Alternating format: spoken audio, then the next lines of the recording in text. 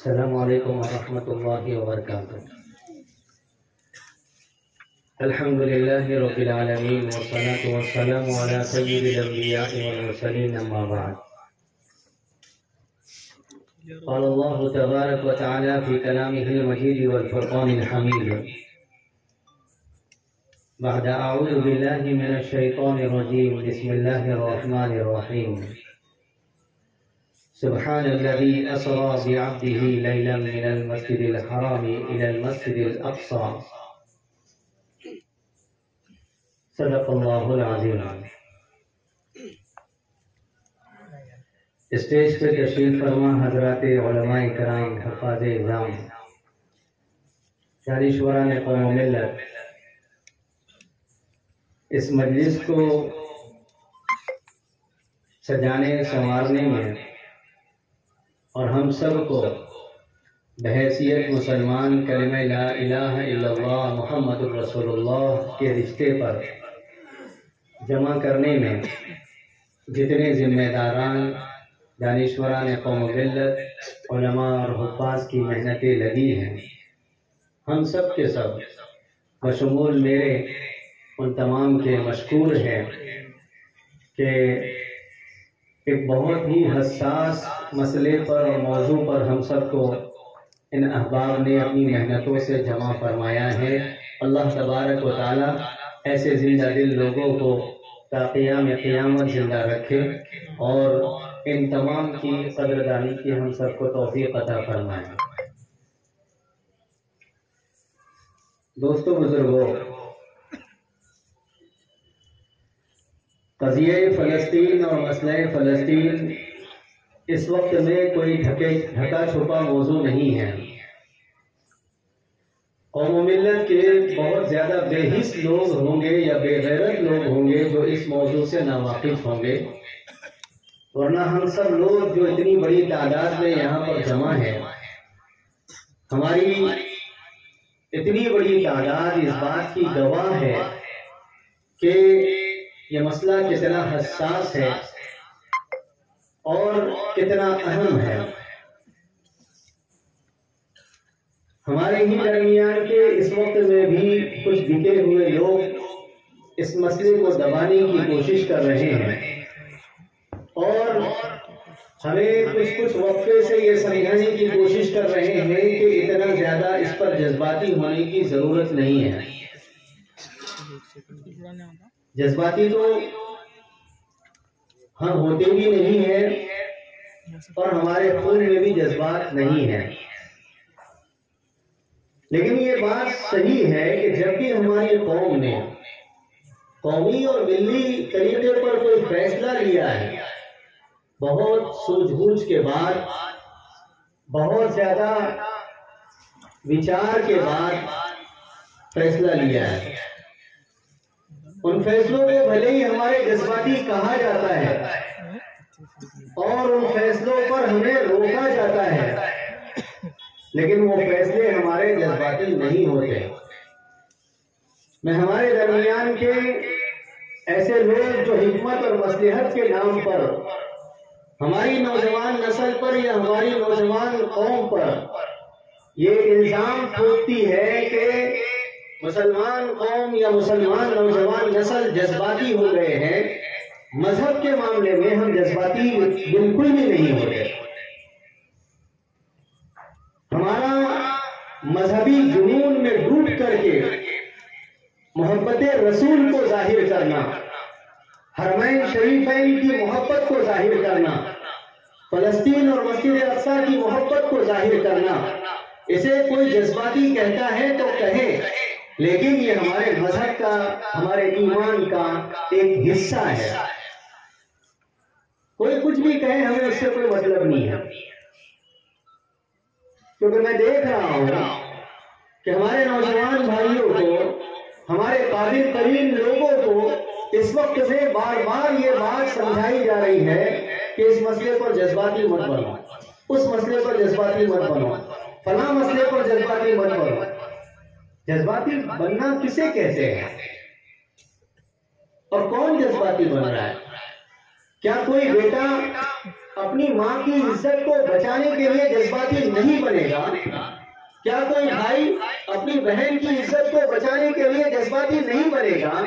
کیا کوئی باپ اپنی بیٹی کی عزت کو بچانے کے لیے جذباتی نہیں بنے گا؟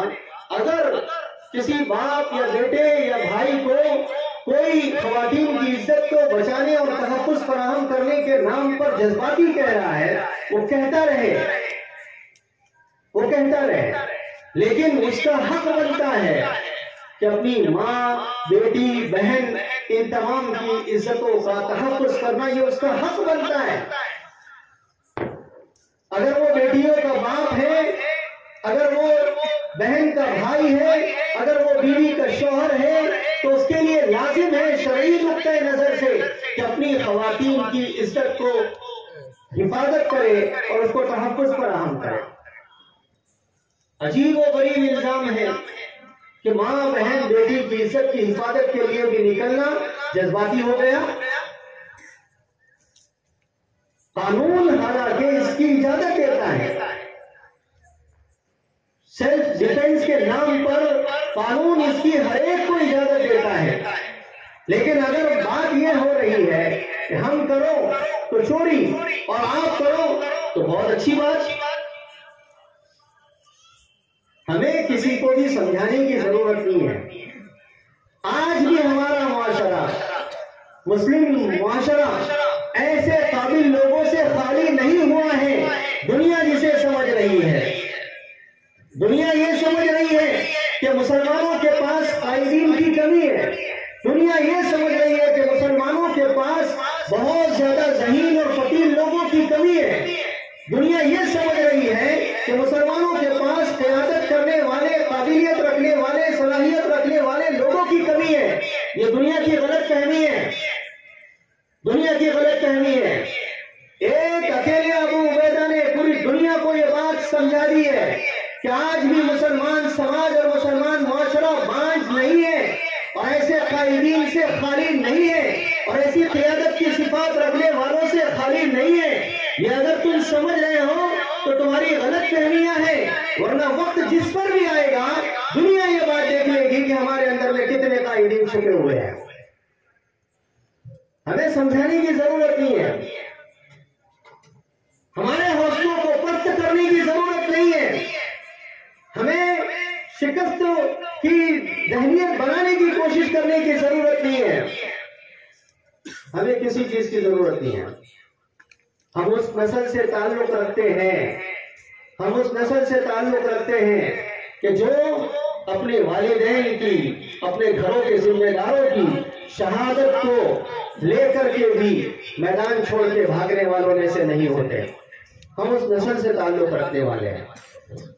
ہماری گھروں کی آنگنوں سے جنازے اٹھتے ہیں، ایک نہیں، دو نہیں، کئی جنازے اٹھتے ہیں، بلکہ کئی گھرانے ایسے ہیں کہ جن گھروں سے پورے ذمہ داروں کے جنازے اٹھ گئے ہیں، لیکن الحمدللہ ہمارا رشتہ ایسی نسل سے ہے کہ ہم وہ بچوں میں سے ہیں، ان نوجوانوں میں سے ہیں۔ ہماری بہنیں اور ہماری خواتین ایسی عظیم خواتین سے رشتہ رکھتی ہے کہ وہ جنازوں سے دل برداشتہ نہیں ہوتی، گھبراتی نہیں ہے، اور کوئی بھی ایسا نہیں ہے کہ جو جنازوں کو دیکھ کر کے شکست خوردہ ہو کر کے پیچھے ہٹ جائے۔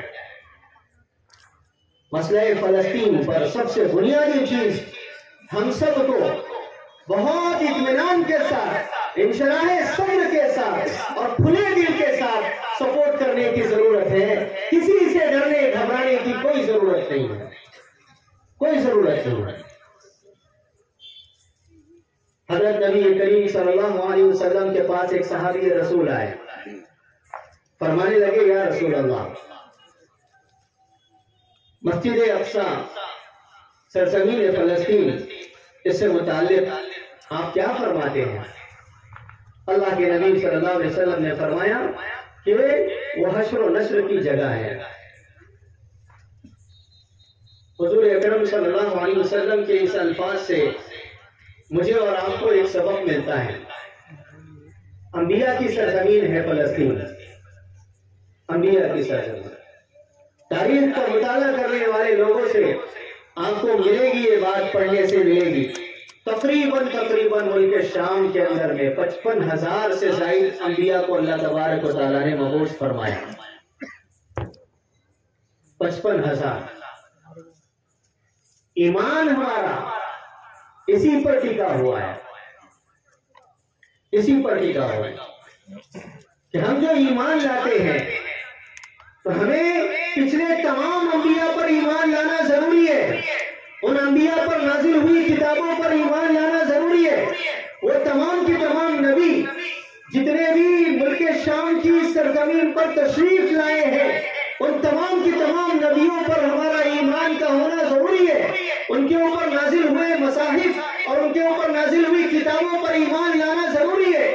کسی ایک نبی پر بھی اگر کوئی ایک ایمان والا ایمان نہیں لاتا ہے یا اس پر نازل ہوئی کتاب کا انکار کرتا ہے، اس کا ایمان ہی نہیں ہے، اس کا ایمان ہی نہیں ہے۔ ایمان کی بنیاد نبیوں پر ایمان لانا، ایمان کی بنیاد نبیوں پر نازل ہوئی کتابوں پر ایمان لانا۔ جب ملک شام کی سرزمین اور وہاں کے مقابر اور وہاں کے قبرستان سارے کے سارے نبیوں کی جو قبروں سے بھرے ہوئے ہیں، تو یہ کوئی کیسے کہہ سکتا ہے کہ ہندوستان کا مسلمان وہاں کی سرزمین سے تعلق نہ رکھے اور رشتہ نہ رکھے؟ یہ ایک خواب ہو سکتا ہے باطل کا، لیکن ہندوستان کا مسلمان وہاں کے مسلمانوں سے کبھی اپنا رشتہ نہیں توڑ سکتا۔ نعرہ تکبیر، نعرہ تکبیر۔ بزرگوں اور دوستوں، جس سرزمین سے ہمارا اتنا گہرا تعلق ہے، جس سرزمین سے ہمارے نبیوں کا اللہ تبارک و تعالیٰ نے سلسلہ جاری کیا، جس سرزمین پر مقدسات ہیں، اسلامی شعار ہیں، اس سرزمین سے ہمارا ناطہ کیسے ٹوٹ سکتا ہے؟ وہاں کے مسلمانوں پر بیتنے والے دن اور رات کو ہم کیسے بھلا سکتے ہیں؟ اور وہاں کے مسلمانوں پر ہونے والے مظالم کو ہم اپنی آنکھوں سے کیسے غائب کر سکتے ہیں؟ ہم مر سکتے ہیں، ہم شہید ہو سکتے ہیں، ہم یہاں رہ کر کے اذیت برداشت کر سکتے ہیں، لیکن وہاں کے مسلمانوں سے اپنا رشتہ نہیں توڑ سکتے ہیں، وہاں کے مسلمانوں سے کبھی اپنا رشتہ نہیں توڑ سکتے ہیں۔ سرزمین فلسطین ہمارے ایمان کا ایک حصہ ہے، ان سے محبت رکھنا، اس مسجد اقصی سے محبت کا اظہار کرنا، یہ ہمارے ایمان کا ایک حصہ ہے۔ بخاری شریف کی روایت میں اللہ کے نبی صلی اللہ علیہ وسلم نے اپنی امت کو کہا ہے کہ 3 سفر کرنے کی گنجائش ہے، گھومنے پھرنے کے لیے یا پھر کبھی اگر کوئی مقدسات دیکھنے کے لیے جانا ہے تو 3 سفر کرنے کی گنجائش ہے۔ مسجد حرمین یعنی بیت اللہ جائیے یا مسجد نبوی جائیے، یا پھر تیسرا مقام اللہ کے نبی صلی اللہ علیہ وسلم نے فرمایا مسجد اقصی جائیے۔ ان 3 مسجدوں کی زیارت کی اللہ کے نبی صلی اللہ علیہ وسلم نے ترغیب کی ہے۔ ان 3 مسجدوں کے اندر میں نماز پڑھنے کی اللہ کے نبی صلی اللہ علیہ وسلم نے فضیلتیں بتائی ہے۔ بتایا اللہ کے نبی صلی اللہ علیہ وسلم نے مسجد اقصی میں ایک نماز پڑھنا 1000 نماز پڑھنے کے برابر ہے۔ اور ابن ماجہ شریف کی روایت میں اللہ کے نبی صلی اللہ علیہ وسلم نے فرمایا کہ جو شخص مسجد اقصی کی طرف صرف اسی نیت سے سفر کرے گا کہ وہاں جا کر کے نماز پڑھوں گا اور حضور کے اس فرمان کے اوپر عمل کروں گا، جو اس نیت سے وہاں کا ربط سفر باندھ کر کے وہاں پہنچ کر کے نماز پڑھے گا، وہ نماز کا سلام پھیر کر کے جب فارغ ہوگا وہ ایسا گناہوں سے پاک ہو جائے گا، دھلا دھلایا ہو جائے گا جیسے اپنی ماں کے پیٹ سے جنم لیتا ہے۔ اتنی فضیلت والی مسجد کی جگہ اور اتنا فضیلت والا ملک اور اتنی فضیلت والی سرزمین، اس سے ہمیں رشتہ ناطہ توڑنے کے لیے کہا جا رہا ہے۔ ایک صاحب نے شانتتا کمیٹی کی میٹنگ میں، سرکاری آفیسر تھے، مجھ سے کہا ابھی جب سے 7 اکتوبر سے یہ معاملہ چل رہا ہے کہ مفتی صاحب وہاں کے مسلمانوں کا مسئلہ ہے، وہاں کے وہ اپنے ملک کا تھوڑی مسئلہ ہے، اپنے پاس تو امن و امان ہے، اپنے پاس تو ایسا ہے، اپنے پاس تو ویسا ہے۔ تو بولے میں سمجھتا ہوں کہ اس مسئلے کو اتنا زیادہ نہیں سمجھنا چاہیے اور سیریس نہیں لینا چاہیے۔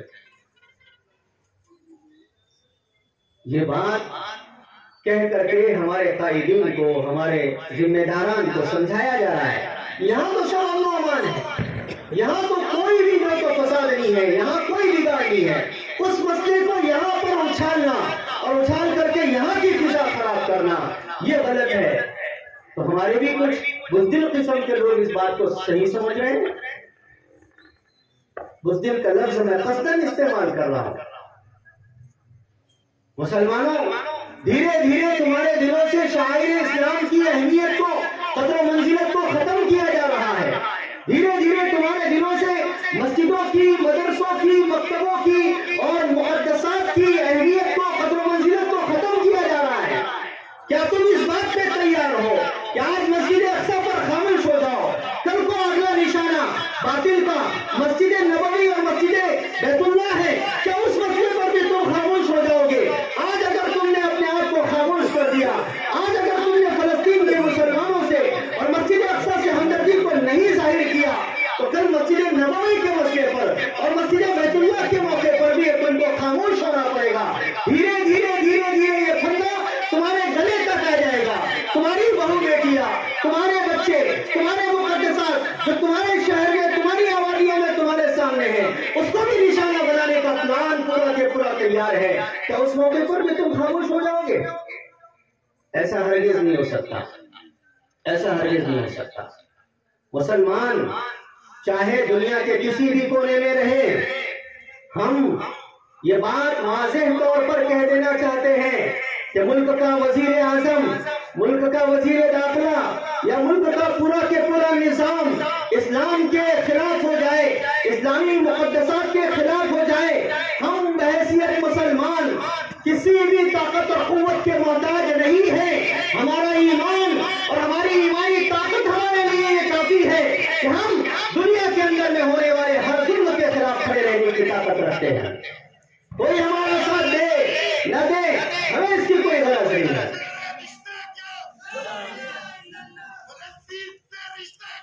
لا الہ الا اللہ،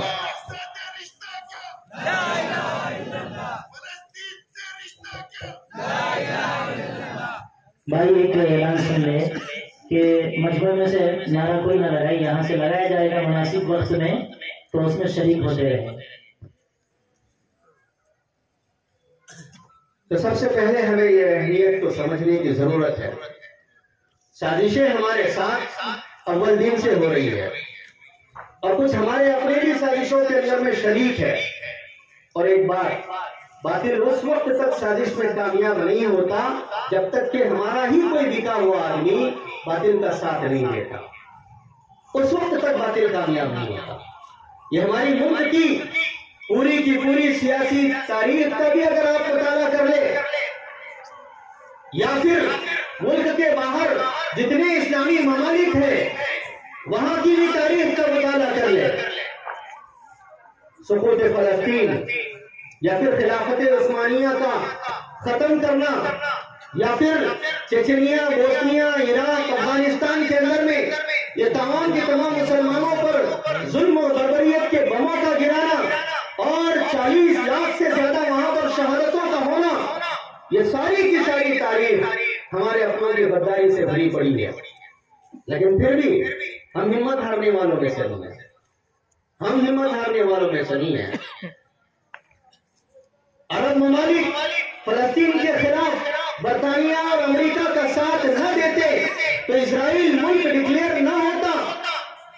عرب ممالک کے تمام شاہ اور تمام کے تمام حکمران برطانیہ کا ساتھ نہ دیتے اور یہودیوں کو فلسطین کی سرزمین پر لا کر کے آباد کرنے کا پلان نہ بناتے اور ان کی ہاں میں ہاں نہ ملاتے، تو وہاں پر اسرائیل ملک ڈکلیئر نہ ہوتا اور 1948 کے اندر میں یہ سانحہ جو ہے تو نہ ہوتا۔ لیکن ہمارے اپنوں کی غداری کی وجہ سے یہ ہوا۔ مسلمانوں کو فلسطین کے اس بات کا احساس نہیں ہوا، کیونکہ عموماً ہمارا مزاج ہوتا ہے، ہم حسن ظن کے اندر میں رہتے ہیں اور ہمارے قائدین آ کر کے ہمیں کوئی بات سمجھاتے ہیں، ہم ان کی باتوں میں آ جاتے ہیں۔ ٹھیک ایسا ہی ہوا۔ عرب حکمرانوں نے فلسطین کے مسلمانوں کا ذہن بنایا اور اندر جو معاہدات ہوتے رہے یہودیوں کے ساتھ شاہ عبدالعزیز کے زمانے میں بھی وہ تمام کے تمام معاہدات کو مخفی رکھا گیا اور دھیرے دھیرے پوری دنیا سے یہودیوں کو سمیٹ کر کے فلسطین کی سرزمین پر آباد کرنے کی پلاننگ کی گئی اور کرایہ داروں کے نام پر، بزنس کے نام پر، تجارت کے نام پر، فلاں نام پر یہودیوں کو لا کر کے وہاں پر بسایا گیا۔ ایک بڑی آبادی جب بس گئی تو پھر اقوام متحدہ کے ساتھ سازش کر کے اسرائیل کے نام کو، ملک کو 1948 کے اندر میں ڈکلیئر کر دیا گیا۔ یہ سانحہ ہمارے اپنوں کی غداری کی وجہ سے ہوا ہے۔ ہمیں فلسطین کے اس قضیے سے یہ سبق ملتا ہے کہ ہم بھی اپنے شہر میں، اپنے علاقوں کے اندر میں، مسجدوں کے معاملے میں، قبرستانوں کے معاملے میں، یا پھر اسی طریقے سے مقدسات کے معاملوں میں کبھی کبھار آپس میں آمنے سامنے ہو جاتے ہیں اور لمبی لڑائی چلتی ہے، اور لمبی لڑائی چلنے میں فائدہ ہمارا نہیں ہوتا، باطل کا فائدہ ہو جاتا ہے اور ہم لوگوں کے ہاتھ سے وہ تمام کی تمام چیزیں نکل جاتی ہیں۔ کہیں نہ کہیں ہم سے یہ غلطیاں ہو رہی ہیں۔ میں یہ بات اس موقع پر کہنا چاہ رہا ہوں کہ ہمارے درمیان کے وہ لوگ جو بکے ہوئے ہیں، وہ ان کو بکنا مبارک، ایمان سے پھر جانا مبارک۔ ان کو اگر یہ سمجھ میں آ رہا ہے نعوذ باللہ کہ باطل کے تلوے چاٹنے میں ان کو مزہ آ رہا ہے، ان کو تلوے چاٹنا مبارک، ہمیں ان سے کوئی لینا دینا نہیں ہے۔ ایمان پر جمنا، ثابت قدم رہنا اور اپنے تمام کے تمام عقائد کا تحفظ کرنا، اپنے مقدسات کا تحفظ کرنا، اپنے تمام کے تمام شعائر اسلام کا تحفظ کرنا، اس کے لیے میدان میں جمنا، یہ اصل ایمان ہے جو فلسطینی مسلمانوں نے ہم کو کر کے دکھایا ہے۔ 70 سالہ لمبی مزاحمت یہ تو ہمیں ابھی سنائی دے رہا ہے، لیکن ہمیشہ ہر دور میں یہودیوں نے ہو یا پھر عیسائیوں نے ہو، فلسطینی مسلمانوں کو نشانہ بنایا ہے، نشانہ بنایا۔ لیکن ہم دیکھ رہے ہیں کہ وہ تمام کی تمام فلسطین کا شہر اور وہ ملک ایسے جھیلوں سے بھرا ہوا ہے کہ جن فلسطین کے مسلمانوں نے ابھی جو شہادتیں دیکھی ہے غزہ کی سرزمین پر، یہ شہادتیں تو بہت کم ہیں۔ اس سے پہلے بھی ان کے اوپر ایسے مظالم ہوئے کہ ان کی اتنی بڑی شہادتیں ہوئی کہ دشمنوں نے، مغربی مورخین نے یہ بات لکھی ہے کہ دشمنوں کے گھوڑوں کے ٹانپ اور گھٹنوں تک فلسطین کی گلیوں میں خون بہ رہا تھا۔ فلسطینی مسلمانوں کو اتنی بڑی تعداد میں شہید کیا گیا تھا۔ دنیا یہ سمجھ رہی تھی کہ اتنی بڑی شہادتیں دیکھنے کے بعد اب مسلمان کبھی کھڑے نہیں ہوں گے، اب فلسطین کے مسلمانوں کے اندر میں مزاحمت کا جذبہ نہیں ہوگا، اب فلسطین کے مسلمانوں میں مسجد اقصی کی بازیابی کے لیے کوئی جذبہ نہیں ہوگا۔ لیکن دیکھ رہی ہے دنیا، ہر آئے دن 7 اکتوبر کے بعد کے واقعات پر صرف دھیان مت دیجیے، فلسطین ایک ایسی سرزمین ہے جہاں ہر آئے دن شہیدوں کے جنازے ہوتے ہیں، ہر آئے دن ہماری بہنیں وہاں پر بیوہ ہوتی ہے، ہر آئے دن بچے وہاں پر یتیم ہوتے ہیں، ہر آئے دن بوڑھے ماں باپ کے سامنے جوانوں کے جنازے ہوتے ہیں۔ یہ کوئی ایک دن کی بات نہیں ہے۔ ملک بھارت میں رہنے والے مسلمانوں کے لیے فلسطین کے مسلمانوں کی جانب سے یہ پیغام ہے کہ او بھارت کے مسلمانوں، تم بھی حالات کو دیکھ کر کے بہت گھبرا رہے ہو، تم بھی ایک مسجد کے جانے سے بہت زیادہ گھبرا رہے ہو اور تم بھی دھیرے دھیرے اپنے قدم کو پیچھے کھینچ رہے ہو۔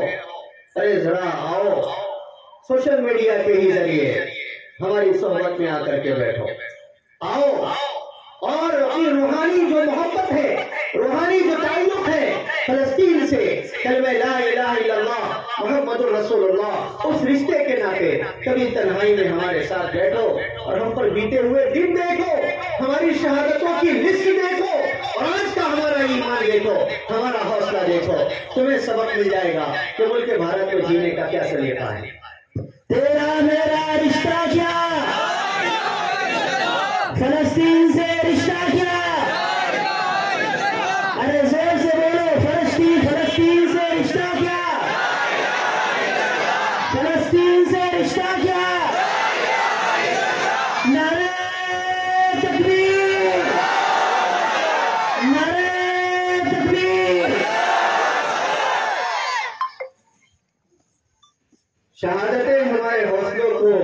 پست نہیں کر سکتی۔ مسلمان تو موت کی آنکھوں میں آنکھیں ڈال کر کے بات کرنے والا ہوتا ہے، مسلمان موت کی آنکھ میں آنکھ ڈال کر کے بات کرنے والا ہوتا ہے۔ مسلمان کی تربیت اسی ماحول میں ہوئی ہے کہ مسلمان کبھی موت سے ڈرتا نہیں ہے، مسلمان کبھی موت سے گھبراتا نہیں ہے۔ کیا آج دنیا میں اور آپ دیکھ رہے ہیں، ساری دنیا کی طرف سے جنگ بندی کی صرف اور صرف جو ہے تو باتیں ہو رہی ہے، عملی طور پر کوئی ساتھ دینے کے لیے تیار نہیں ہے، کوئی ساتھ دینے کے لیے تیار نہیں ہے۔ لیکن اس سرزمین فلسطین پر جہاں انبیاء کی قبریں ہیں اور جہاں پر ہمارا سب کا حشر و نشر ہونا ہے، جہاں اللہ تبارک و تعالیٰ میدان محشر قائم کرنے والے ہیں، اس سرزمین پر دنیا کے باطل یہ سوچ رہا ہے کہ ہیکل سلیمانی تعمیر کر کے دنیا کی دجالی نظام کی پوری طاقت کو وہاں پر مرکزی اور دارالسلطنت بنا کر کے پوری دنیا کا کنٹرول وہاں سے چلائے گا۔ ٹھیک ہے، یہ باطل کا اپنا ایک نظریہ ہے، چونکہ ہم جس دور میں جی رہے ہیں یہ قرب قیامت کا دور ہے، اور اس دور کو علماء نے، محققین نے فتنوں کا دور کہا ہے، اور وہ تمام کی تمام پیشن گوئیاں جو اللہ کے نبی صلی اللہ علیہ وسلم کی اشراط الساعہ کی روایتوں کے اندر میں پیشن گوئیاں ہیں، ہم دھیرے دھیرے اپنے ان تمام کے تمام حضور کی باتوں کو سچا ہوتا ہوا دیکھ رہے ہیں۔ ہم دیکھ رہے ہیں کہ دنیا اپنے ختم کی طرف جا رہی ہے، قیامت کی طرف جا رہی ہے۔ ہم دیکھ رہے ہیں کہ تمام کے تمام دنیا کے حالات بدل رہے ہیں۔ دنیا کے اندر میں جو مبصرین ہیں، محققین ہیں، جو سیاست کا تجربہ رکھنے والے ہیں، جو معیشت کا تجربہ رکھنے والے ہیں، اور جو تمام کی تمام روایتوں پر غور و فکر کرنے والے ہیں، ان کی نگاہ دنیا کے حالات پر لگی ہوئی ہے، اور اشارتاً انہوں نے یہ کہہ دیا ہے کہ خوش قسمت ہیں ہم مسلمان کہ جن کو اللہ تبارک و تعالیٰ نے اس دور میں پیدا کیا، جو دور ایمان کے لیے اور عقائد کے لیے تمام کے تمام اعتبار سے آزمائش کا دور ضرور ہے، لیکن ایسے دور کے مسلمانوں کا اللہ تبارک و تعالیٰ کے پاس مقام و مرتبہ بھی بہت بلند ہے۔ فلسطین کی سرزمین کے مسلمانوں کو میں اور آپ ان کے کپڑوں سے نہیں پہچان سکتے، ان کے کپڑوں سے تقوی کا معیار ہم نہیں نکال سکتے، یہ فیصلہ نہیں کر سکتے ہم کہ کون کتنا متقی ہے، کون کتنا جو ہے تو ایمان والا ہے، کس کا ایمان کامل ہے، کس کا ایمان ناقص ہے۔ یہ فیصلہ ظاہری رہن و سہن سے نہیں کیا جا سکتا ہے۔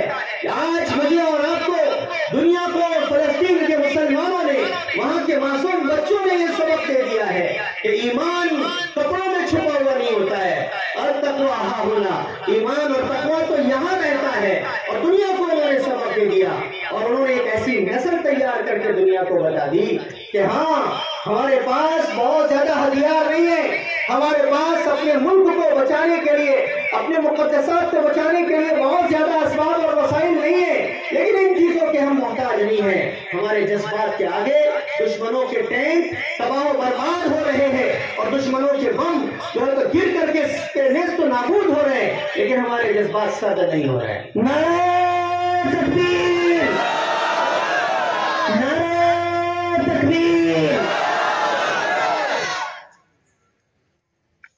فلسطین کے مسلمانوں سے بہت ساری چیزیں ہمیں سیکھنے کی ضرورت ہے۔ ایک زمانہ تھا کہ وہاں کے مسلمانوں کے پاس اپنے دشمن پر وار کرنے کے لیے صرف پتھر ہوا کرتے تھے، اور آپ نے سوشل میڈیا پر وہاں کے چھوٹے چھوٹے بچوں کے ہاتھوں میں پتھر دیکھے ہوں گے، لیکن ان کی ماؤں نے اور ان کے ذمہ داروں نے ان بچوں کی تربیت ایسے کی کہ اپنے دشمن سے آنکھ میں آنکھ ملا کر کے بات کرنے کا جذبہ رکھتے ہیں، آنکھ میں آنکھ ملا کر۔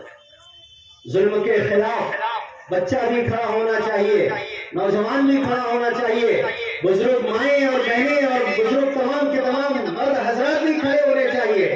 کسی نے بھی کسی بھی طرح سے اپنے آپ کو پست نہیں کرنا چاہیے۔ یہ مجھے اور آپ کو وہاں سے سبق ملتا ہے۔ سرزمین فلسطین حضرت ابراہیم علیہ السلام کی سرزمین ہے۔ اللہ تبارک و تعالیٰ نے حضرت ابراہیم علیہ السلام کو 2 بیویوں کے ذریعے سے اولاد عطا فرمائی۔ بنی اسرائیل یہ پوری کی پوری قوم جو ہے جو حضرت اسحاق اور یعقوب علیہ السلام سے چل کر کے یہ پورے کے پورے نبی بنی اسرائیل کے جتنے بھی ہیں، جن میں حضرت موسیٰ ہے، حضرت عیسیٰ علیہ السلام ہے، یہ سارے کے سارے نبی حضرت ابراہیم علیہ السلام کی اولاد میں اسحاق اور یعقوب کے واسطے سے پیدا ہوئے۔ ایک بیوی حضرت ابراہیم علیہ السلام کی حضرت حاجرہ علیہ السلام تھی، ان سے حضرت اسماعیل علیہ السلام کو اللہ تبارک و تعالیٰ نے پیدا فرمایا۔ حضرت اسماعیل علیہ السلام کے بعد ان کی نسل میں کوئی نبی نہیں آیا، اخیر میں جا کر کے ہمارے نبی محمد رسول اللہ صلی اللہ علیہ وسلم پیدا ہوئے۔ یہودیوں کی اور عیسائیوں کی ہم سے جو دشمنی ہے، ہم سے جو حسد ہے، ہم سے جو گلہ ہے، وہ یہی بنیاد بنی ہے۔ یہ آج کی ہماری دشمنی نہیں ہے، آج کی دشمنی نہیں ہے۔ صحابہ کے زمانے میں، اللہ کے نبی صلی اللہ علیہ وسلم کے زمانے میں یہودیوں سے تعلقات بنانے کے لیے، معاہدے کرنے کے لیے کوششیں ہوئی، ان سے تجارتی معاہدات بنانے کے لیے کوششیں ہوئی، لیکن وہ اتنے زیادہ حسد میں ڈوبے ہوئے تھے، دشمنی میں ڈوبے ہوئے تھے کہ ہمیشہ اللہ کے نبی صلی اللہ علیہ وسلم کے قتل کے ڈرتے رہتے تھے، ہمیشہ مسلمانوں کو نقصان پہنچانے کے ڈرتے رہتے تھے۔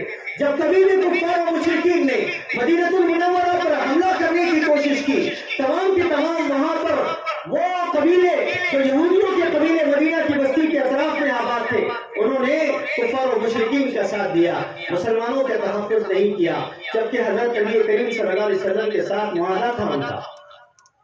اللہ کے نبی صلی اللہ علیہ وسلم نے فرمایا کہ اللہ تبارک و تعالیٰ نے قرآن مجید میں فرمایا، یہ لوگ تم سے اس وقت تک مطمئن نہیں ہو سکتے حتیٰ تتبعوا ملتہم، جب تک کہ تم ان کی ملت کی پیروی نہ کر لو اور اس کی اتباع نہ کر لو، تب تک کہ یہ تم سے مطمئن نہیں ہو سکتے۔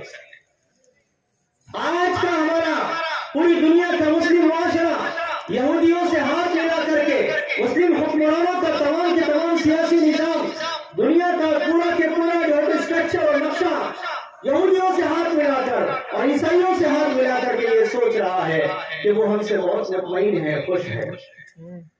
یہ ہماری بھول ہے، یہ ہماری بھول ہے۔ اور آپ میں سے اور ہم میں سے اگر کوئی یہ سوچ رہا ہے تو یہ ہماری غلط فہمی ہے۔ ان کی دشمنی ہم سے ازلی دشمنی ہے۔ کیوں؟ اس لیے کہ فطری طور پر ان کے اندر میں فخر ہے، گھمنڈ ہے، تکبر ہے اس بات کا کہ ہم نبیوں کی اولاد میں سے ہیں۔ بنی اسرائیل کو اس بات کا گھمنڈ ہے کہ ہم نبیوں کی اولاد میں سے ہیں، اور آخری نبی جو پیدا ہوں گے وہ بھی ہم میں ہی سے ہوں گے۔ ہوا ایسا کہ جو بنی اسرائیل کی نسل چلی، اس نسل میں اللہ تبارک و تعالیٰ نے حضرت نبی کریم صلی اللہ علیہ وسلم کو پیدا نہیں فرمایا، حضرت اسماعیل علیہ السلام کی نسل سے اللہ تبارک و تعالیٰ نے آخری نبی محمد رسول اللہ صلی اللہ علیہ وسلم کو پیدا فرمایا۔ ان کو حسد اور جلن وہیں سے شروع ہوئی کہ آخری نبی بنو ہاشم میں سے کیوں پیدا ہوئے، آخری نبی جزیرۃ العرب کے اندر میں کیوں پیدا ہوئے۔ اور اللہ تبارک و تعالیٰ نے پھر اللہ کے نبی صلی اللہ علیہ وسلم کا شرف اور حضرت نبی کریم صلی اللہ علیہ وسلم کی کرامت اور حضرت نبی کریم صلی اللہ علیہ وسلم کا مقام و مرتبہ اس معراج کے موقع پر اور زیادہ بڑھا دیا، اس بات کو کہہ کر کے قرآن مجید میں کہ ہم نے ہمارے بندے محمد رسول اللہ صلی اللہ علیہ وسلم کو مسجد حرام سے مسجد اقصیٰ پر لایا، اور مسجد اقصیٰ پر لا کر کے دنیا کے از اول تا آخر تمام نبیوں کی روحوں کو جمع فرمایا، اور تمام نبیوں کی روحوں کو جمع فرما کر کے حضرت نبی کریم صلی اللہ علیہ وسلم کی ابتدا میں ان کو نماز پڑھنے لگا۔ پوری دنیا کو اللہ تبارک و تعالیٰ نے کھلے طور پر یہ پیغام دے دیا، اور توریت کے ماننے والوں، زبور کے ماننے والوں، انجیل کے ماننے والوں، دنیا کے تمام اللہ کی طرف سے نازل ہوئی کتابوں کے ماننے والوں، قرآن مجید کا یہ پیغام کھلے لفظوں میں سن لو کہ محمد رسول اللہ صلی اللہ علیہ وسلم آخری نبی ہے، اور ان کو ہم نے یہ شرف دیا ہے کہ دنیا کے تمام نبیوں کو ان کی ابتدا میں لا کر کے کھڑا کر دیا۔ جد امجد حضرت ابراہیم علیہ السلام کو اور ان کی تمام اولاد کو، تمام کے تمام نبیوں کو، بنی اسرائیل کے نبیوں کو حضرت ابراہیم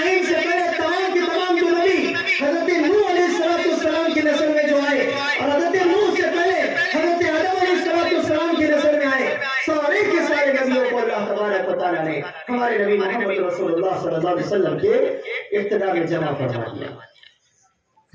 بات جب اسلام کی ہے اور مسجد اقصی اسلام کا ورثہ ہے، مدینہ المنورہ اسلام کا ورثہ ہے، بیت اللہ اسلام کا ورثہ ہے، کسی قوم کا، کسی خاندان کا، کسی حکمراں کا ورثہ نہیں ہے، اس پر کوئی اپنی حکومت جتا نہیں سکتا۔ جہاں اسلام ہوگا وہاں پر یہ مقدسات کے ماننے والے کو ذمہ داریاں ہوگی۔ جب مسجد نبوی مسلمانوں کے قبضے میں ہے، جب بیت اللہ مسلمانوں کے قبضے میں ہے اور یہاں کا پورا کے پورا نظام مسلمانوں کے سپرد ہے، تو مسجد اقصی سے ہمارا رشتہ کیسے ٹوٹ سکتا ہے؟ اللہ نے ابراہیم کو نبی بنایا اور ابراہیم کی قوم کو پابند بنایا اس بات کا کہ ابراہیم کو بھی مانے، اور ابراہیم کو پابند بنایا۔ آخری میں ایک نبی آنے والے ہیں عالم ارواح کے اندر میں تمام نبیوں کو جمع کر کے کہ ابراہیم تمہیں اس کو بھی نبی ماننا پڑے گا اور اس کو امام الانبیاء اور افضل الانبیاء تسلیم کرنا ہوگا۔ اسحاق کو اللہ تبارک و تعالیٰ نے پابند بنایا، یعقوب کو پابند بنایا، خود موسیٰ علیہ السلام کو پابند بنایا، داؤد کو پابند بنایا، تمام کے تمام بنی اسرائیل کے معزز اور موقر انبیاء اکرام کو اس بات کا پابند بنایا کہ تمہیں میں نبی منتخب کر رہا ہوں عالم ارواح میں۔ اللہ نے یہ فرمایا لیکن تمہارے لیے لازم ہے، قرآن نے اسے تو بے ساختہ اور اس عہد و پیمان پر اللہ تبارک و تعالیٰ نے ذکر کیا کہ تمہارے لیے لازم ہے کہ اخیر میں ایک نبی آنے والے ہیں، اس نبی کو اپنا نبی یعنی اپنا امام تسلیم کرنا ہوگا اور تمام نبیوں کا سردار اس کو تسلیم کرنا ہوگا۔ جب نبیوں کے لیے یہ بات لازمی ہے اور ہر نبی نے اپنے زمانے میں حضرت نبی کریم صلی اللہ علیہ وسلم کی بشارت دی اور اللہ کے نبی صلی اللہ علیہ وسلم کی نبوت کو تسلیم کیا ہے، خود حضرت موسیٰ نے تسلیم کیا ہے، خود حضرت عیسیٰ نے جو اس وقت میں آسمانوں کے اندر میں ہے، ہمارا عقیدہ ہے کہ وما قتلوہ وما صلبوہ ولکن شبہ لہم، کہ عیسیٰ علیہ السلام کو اللہ تبارک و تعالیٰ نے جسم کے ساتھ اپنے جسد مبارک کے ساتھ آسمانوں کی بلندیوں پر اٹھایا ہوا ہے۔ اس نبی عیسیٰ نے بھی اللہ کے نبی محمد رسول اللہ صلی اللہ علیہ وسلم کی نبوت کا اپنی قوم کے درمیان میں، اپنی امت کے درمیان میں اعلان کیا ہے، تسلیم کیا ہے۔ جب تمہارے ماننے والے حضرت موسیٰ نے تسلیم کیا، داؤد نے تسلیم کیا، عیسیٰ نے تسلیم کیا، اے یہودی اور عیسائیوں، تمہیں حضرت نبی کریم صلی اللہ علیہ وسلم کی نبوت کو تسلیم کرنے سے کون سی چیز آڑ بن رہی ہے اور رکاوٹ بن رہی ہے؟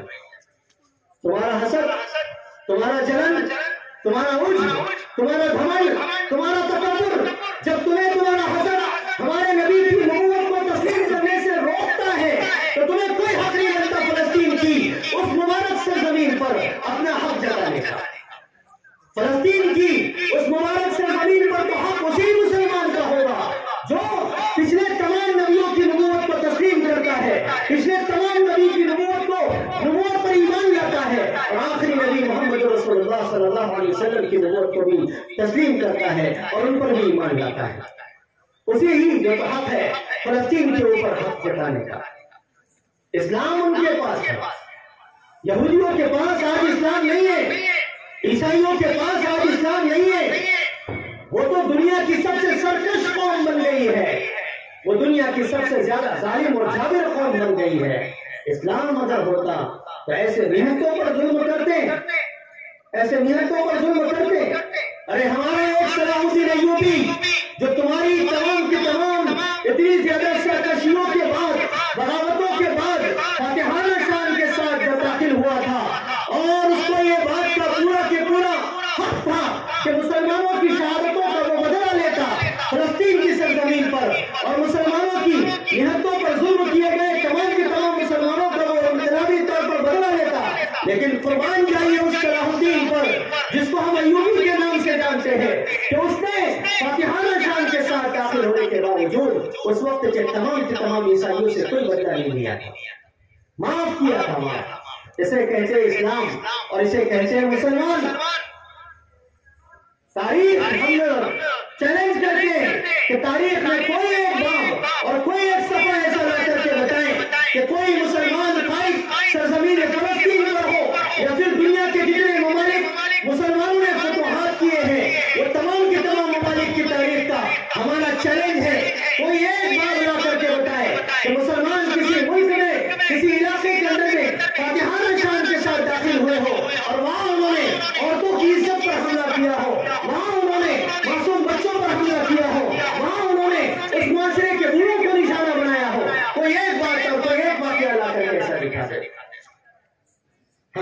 کبھی ایسا نہیں کیا.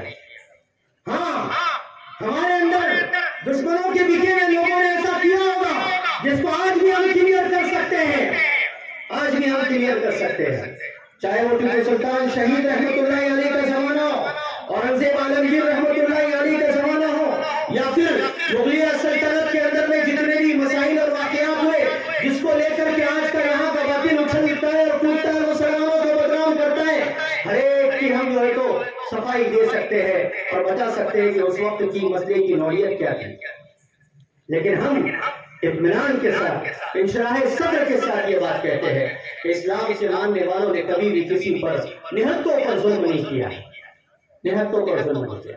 ہم تو اس نسل سے تعلق رکھتے ہیں کہ دن میں جو فوج ہم سے جنگ کرتی تھی, میدان جو تو کارزار میں لڑتی تھی, ہمیں جو تو زخمی کرتی تھی, ہمارے لوگوں کو شہید کرتی تھی, اور رات میں جب رات ہو جاتی تھی اور ہمیں پتا چلتا تھا کہ سامنے کے خیموں میں دشمنوں کے دسترخوان پر رسد نہیں ہے, کھانا نہیں ہے, تو ہماری اخلاقی ہمارا فریضہ تھا, ہمارے اخلاق ایسے تھے ہمارے آباء و اجداد کے کہ ہم نے اپنے تمام کے تمام دسترخوان کے کھانوں کو وہاں تک پہنچایا اور ان کو ہمت دی, طاقت دی کہ کھاؤ اور کل صبح میں لڑ کر کے ہم لڑنے کے لیے ہمارے ساتھ تیار ہو جاؤ. کیونکہ دنیا کہہ سکتی تھی کہ تم نے جن کو فتح کیا بھوکوں کے اوپر حملہ کیا, تم نے جن کو فتح کیا ان کے پاس ہتھیار نہیں تھے, ان کے پاس تیاری نہیں تھی. ہم نے اشارہ دے کر کے سامنے والوں کو ساری کی ساری بات بتا کر کے فتوحات کے دروازے کھولے ہیں. ہم ایسی نسل سے تعلق رکھتے ہیں, ہمارا ایسا رشتہ ہے. گٹلیاں چوس چوس کر کے ہم نے میدان کارزار کے اندر میں دن گزارے ہیں, لیکن اپنے دشمنوں پر کبھی بھی اس طرح سے حملے نہیں کیے. اے ظالموں, جس طرح سے تم اس وقت میں غزہ کی سرزمین پر نہتے مسلمانوں پر ظلم کر رہے ہو, قربان جائیے ان حماس کے مجاہدین پر, قربان جائیے اس ابو عبیدہ کی قیادت میں چلنے والے تمام کے تمام نوجوانوں پر جو آج بھی ثالثی کے لیے یا پھر بیٹھک میں بیٹھنے کے لیے تیار نہیں ہے, جبکہ ساری دنیا بشمول اسرائیل یہ چاہ رہی ہے کہ کسی بھی طرح سے ہمارا ان کا جو ہے تو معاہدہ کرا دیا جائے. نعرہ تکبیر, نعرہ تکبیر. لیکن قربان جائیے ان فلسطین کے مسلمانوں پر کہ اتنے جنازے انہوں نے اٹھا لیے, ہزاروں کی تعداد میں بلڈنگیں اور آبادیاں نیست و نابود ہو گئی, کئی آبادیاں ویرانیوں میں تبدیل ہو گئی, لیکن ان کے جذبات سرد نہیں ہو رہے ہیں, ان کے جذبات سرد نہیں ہو رہے ہیں. قطر اس بات کی پوری کوشش کر رہا ہے اور بار بار اسرائیل قطر کو جا کر کے یہ گزارش کر رہا ہے کہ کسی بھی طرح سے ان سے ہماری بیٹھک کروا دی جائے اور ان سے ہمارا معاہدہ کرا دیا جائے. دنیا کا میڈیا اس بات کو بھلے ہی تو پیش نہیں کر رہا ہے, دنیا کا میڈیا یک طرفہ خبریں چلا رہا ہے, لیکن جو حقیقت ہے وہ یہی ہے کہ اس وقت کا فلسطین کا مسلمان کسی بھی معاملے پر پیچھے ہٹنے کے لیے تیار نہیں ہے, فیصلہ کن جنگ کرنے کے لیے میدان میں اترا ہوا ہے. ایک ایک مسلمان ختم ہونے کے لیے, شہید ہونے کے لیے تیار نہیں ہے, لیکن مسجد اقصی دشمنوں کے حوالے کرنے کے لیے تیار نہیں ہے. یہ ہوتی ہے اپنے مقدسات کا تحفظ کرنے کی جو منصوبہ بندی. یہ ہوتا ہے راز کو راز رکھنا. مسلمانوں, ہم سے تو راز بھی رکھا نہیں جاتا. ایک محلے میں اگر کوئی مشورہ ہوتا ہے, چند منٹوں کے بعد وہ بات کہاں سے کہاں پہنچ جاتی ہے اور وہ راز فاش ہو جاتا ہے. ارے مسلمانوں, غزہ کے مسلمانوں سے سیکھو کہ انہوں نے اسرائیل کے خلاف اتنی بڑی جو تیاری کی تھی, جو 7 اکتوبر کا انہوں نے حملہ کیا تھا, وہ حملہ کوئی ایسا ویسا حملہ نہیں تھا. کتنے مہینے اس کی پابندی میں لگے ہوں گے, اس کی تیاری میں لگے ہوں گے, کتنے لوگوں کو وہ بات معلوم ہوگی. دنیا کا سب سے زیادہ پاورفل جاسوسی کا شعبہ اسرائیل کا اور امریکہ کا, اس کو بے خبر رکھا گیا اور اچانک ان کی غفلت کے اندر میں یہ عمل انجام دیا گیا. بھارت کے مسلمانوں کو یہ سبق ملتا ہے کہ بکنا اور اپنے جو دشمنوں تک اپنے اندر کی خبریں پہنچانا چھوڑو. یہ سب کام چھوڑو. سب قوم کے لیے, ملت کے لیے, ملک کے لیے جینا سیکھو, سرزمین کے لیے جینا سیکھو, ریاست کے قیام کے لیے جینا سیکھو. یہ کیا بزدلی کی باتیں ہیں کہ بات یہاں ہوئی نہیں ہوئی کہ کہاں تک پہنچ جاتی ہے. راز کو راز رکھنا سیکھو. اپنے اندر میں وہ صفات پیدا کرو، وہ صفات پیدا کرو. کون سی بات کہاں بولنی ہے، کون سی بات کہاں نہیں بولنی ہے، کون سی بات کو کہاں تک پھیلانا ہے، کون سی بات کو نہیں پھیلانا ہے، کون سی بات کو سوشل میڈیا پہ لانا ہے، کون سی بات کو سوشل میڈیا پہ نہیں لانا ہے. یہ ساری چیزیں سیکھنے کی ضرورت ہے. یہ ساری چیزیں. تھوڑا مارننگ واک کیا کر رہے، فون کو اٹھا کے سیلفیاں لے کر کے سوشل میڈیا پر ہم ڈال رہے ہیں. اتنے نوجوان مارننگ واک کر رہے ہیں، دشمنوں کو اور ہوشیار کر رہے ہیں. کیا کر لے رہے؟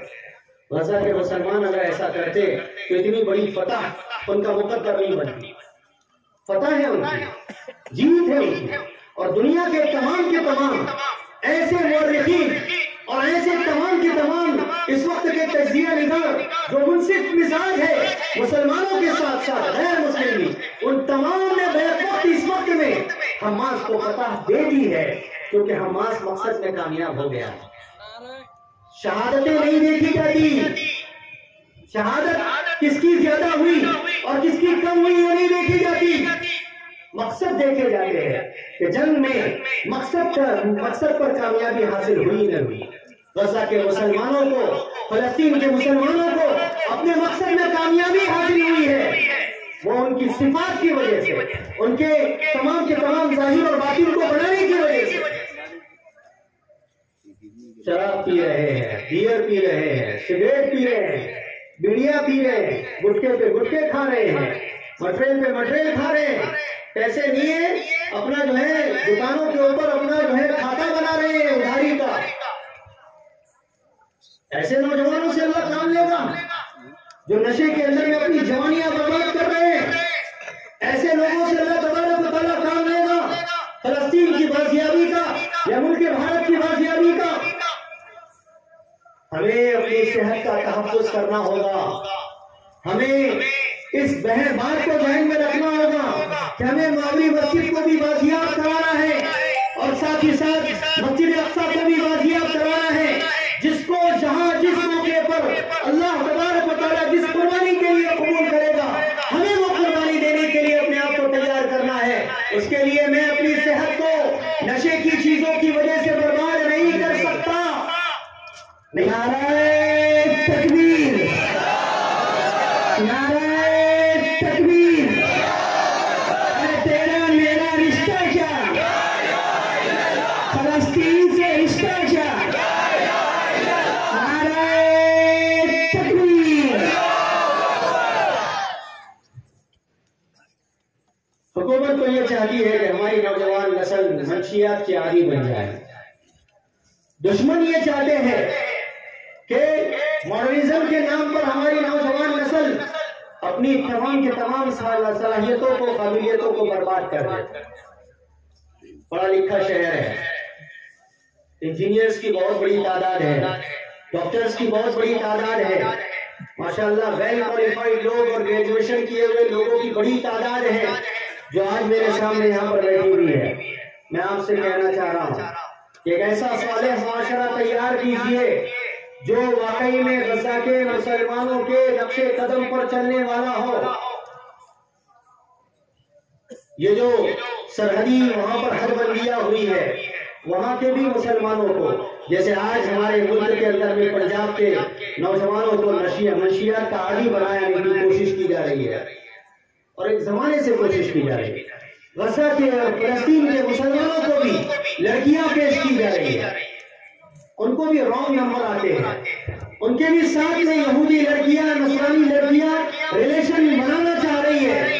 ان کے پاس بھی فری کے اندر میں شراب اور بیئر پہنچائی جا رہی ہے، ٹریڈ مارک بدل کے، نام بدل کے چیزیں پہنچائی جا رہی ہے.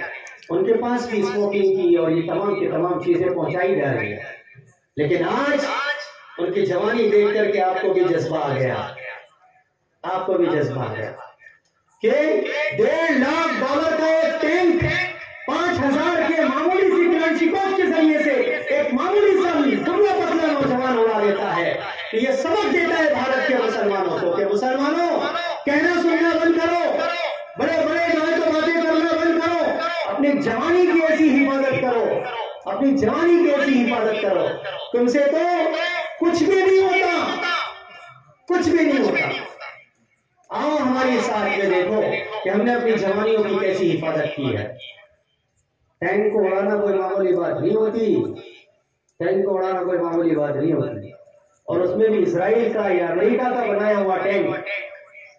इस दुनिया के अंदर में उनको घमंड था कि हमारा एक फौजी तो दूसरे मुल्कों के 100 फौजियों के बराबर होता है।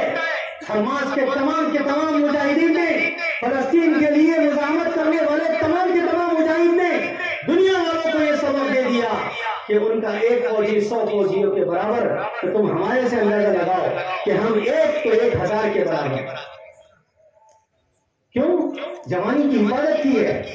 लड़कियों के पीछे अपने आप को हमने बर्बाद नहीं किया, स्मोकिंग के लिए हमने अपने आप को बर्बाद नहीं किया, पार्टियों के नाम पर कभी कभार बियर और शराब पीना जायज समझना नौजबिल्ला, इसके पीछे हमने अपने आप को कभी बर्बाद नहीं किया। हमने मस्जिद अक्सा की बाजियाबी के लिए सारा के सारा कुर्बान कर दिया। हमने ये तय कर लिया है ऐश होगा जन्नत में होगा, शराब पिएंगे जन्नत में पिएंगे, हौज़े कौसर से हुजूर अकरम सल्लल्लाहु अलैहि वसल्लम के दस्ते अक़दस से पानी पिएंगे। उसके पहले दुनिया की शराब हमारे लिए हराम है। हमारा एक ऐसा मुआशरा होना चाहिए। नफरत सिर्फ और सिर्फ यहूदी से मत करो, यहूदियों के बनाए हुए निजाम से करो। सिर्फ पेप्सी और कोका कोला को उल्टा करके नीचे गिराने से बाइकाट नहीं होता।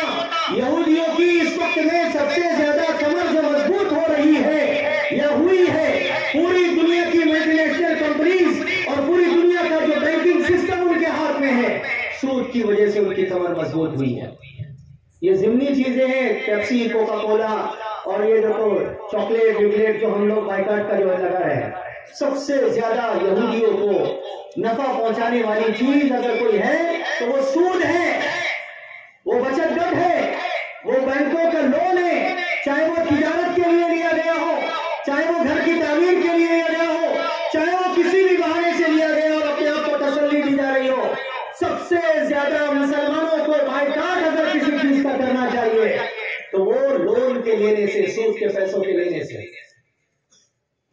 मुफ्ती तकी उस्मानी साहब पड़ोस मुल्क के शेखुल इस्लाम इस वक्त में पूरी दुनिया के बातिल के ऊपर टारगेट वो इसीलिए है कि उन्होंने दुनिया को एक इस्लामिक बैंकिंग सिस्टम का जो है तो पूरा के पूरा नमूना पेश किया है और सूदी निजाम को खत्म करने की उन्होंने आवाज लगाई। दुनिया ये सोच रही थी कि बगैर सूद के बैंकिंग सिस्टम नहीं चल सकता, बगैर सूद के हमारा निजाम नहीं चल सकता, बगैर सूद के हमारी शादियां और वलीमे नहीं हो सकते, बगैर सूद के हमारी गाड़ियां और बंगले नहीं बन सकते, बगैर सूद के हमारी प्रॉपर्टियां नहीं बन सकती। दुनिया ने ये समझ लिया था, जैसा आज भी हमारे लोग बहुत सारे समझते हैं। लेकिन दुनिया को इस्लामिक बैंकिंग सिस्टम का एक तसव्वुर हज़रत मुफ्ती तकी उस्मानी साहब ने दिया, जिसकी बुनियाद पर उन पर कातिलाना कई मरतबा हमले हुए।